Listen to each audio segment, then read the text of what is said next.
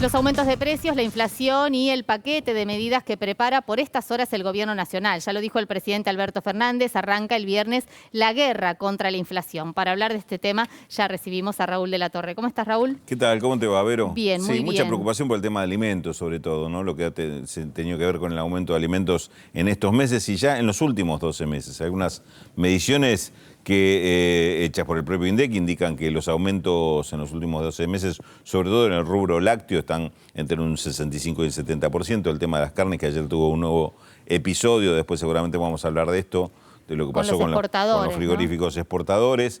Y también el café y otros productos están en aumentos del 75-80%. ¿Qué pasó con esto? ¿Por qué semejantes aumentos? Es lo que no se le encuentra demasiada explicación.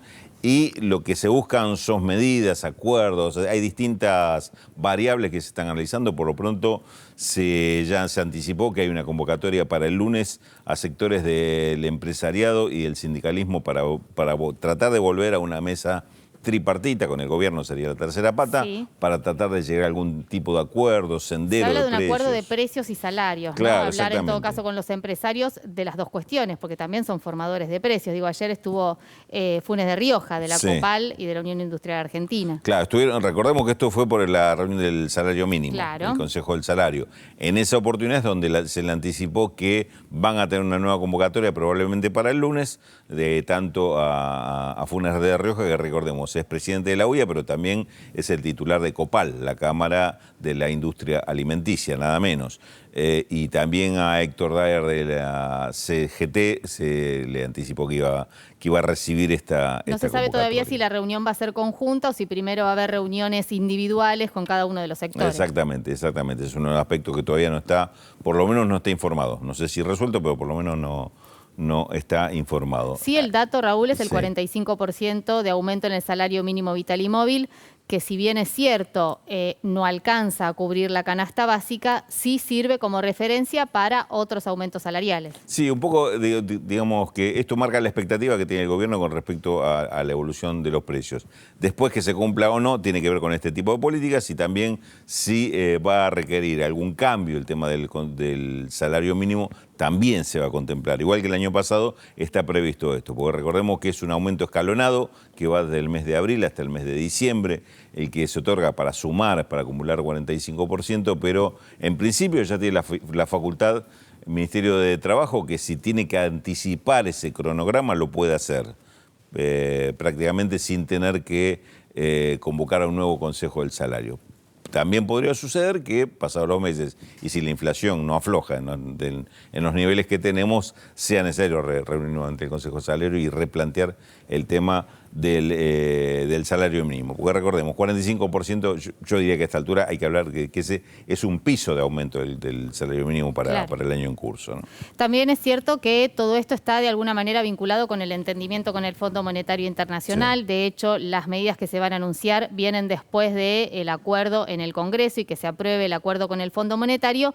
Y además con mucho ruido en Juntos por el Cambio, porque hay diferencias, como sabemos, legisladores que van a votar a favor, legisladores que van a votar en contra, y también muchas diferencias dentro del Frente de Todos. De hecho, va a haber mucha expectativa, estamos en el Congreso Nacional, mucha expectativa porque la sesión la va a presidir la vicepresidenta Cristina Fernández de Kirchner, que es la presidenta del Senado, y que además viene teniendo una relación difícil con el presidente Alberto Fernández. De hecho, hoy Gabriela Cerruti, la portavoz presidencial, admitía que el presidente se comunicó con la vicepresidenta de la Nación el día jueves pasado, el día de los incidentes, cuando fue atacado su despacho con piedras y, bueno, la vicepresidenta no respondió a estas comunicaciones. De todos modos, Gabriela Cerruti dijo que, al margen de la relación personal entre el presidente Alberto Fernández y la vicepresidenta Cristina Fernández de Kirchner, esto de ninguna manera perjudica la gobernabilidad.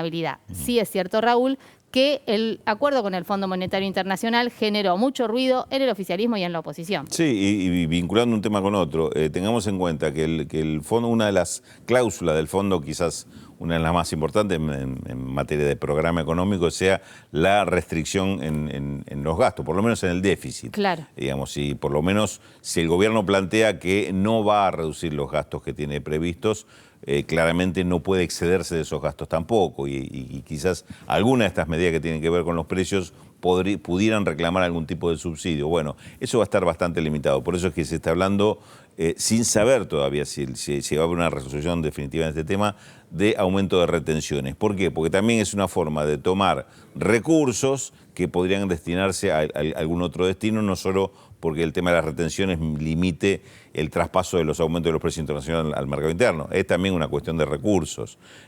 Porque se hablaba hasta estas horas, ya es conocido el tema de los productos industriales derivados de la soja, como el aceite y la harina, pero también se está hablando, Vero, del tema de la leche en polvo, a propósito de lo que te comentaba de los precios de los lácteos. Leche en polvo que hoy tiene una retención para exportar del 9%. Se podría llevar, aumentar, digo, hipotéticamente, porque esto no requeriría de pasar por el Congreso, a un aumento hasta el 15% de las retenciones.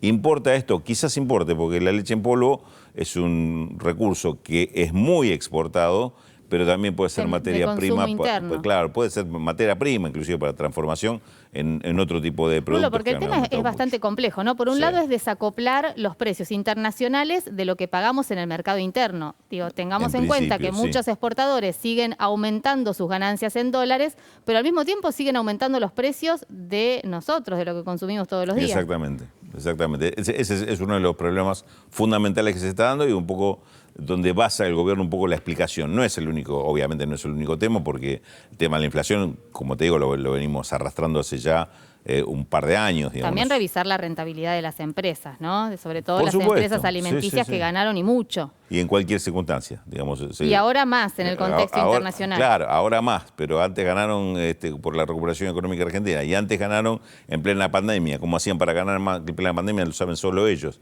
Y antes ganaron con la recesión de Macri. Es decir, ahí hay un continuum en cuanto a los resultados de estas empresas que evidentemente, sin disimularlo más, tienen que ver con su posición monopólica en el mercado, no con otra cosa. La discusión de fondo es quién hace el esfuerzo, ¿no? Si los más postergados o los que tienen ganancias en dólares y exorbitantes. Digo, está vinculado también con la distribución de la riqueza. Y también el asunto de quién, en definitiva, fija las reglas y quién gobierna, porque realmente lo que están haciendo estas empresas están desafiando el poder legítimo que tiene el gobierno de fijar las reglas, y son ellos, en definitiva, con estos cambios violentos de precios, los que están definiendo hasta la política de ingresos de la población.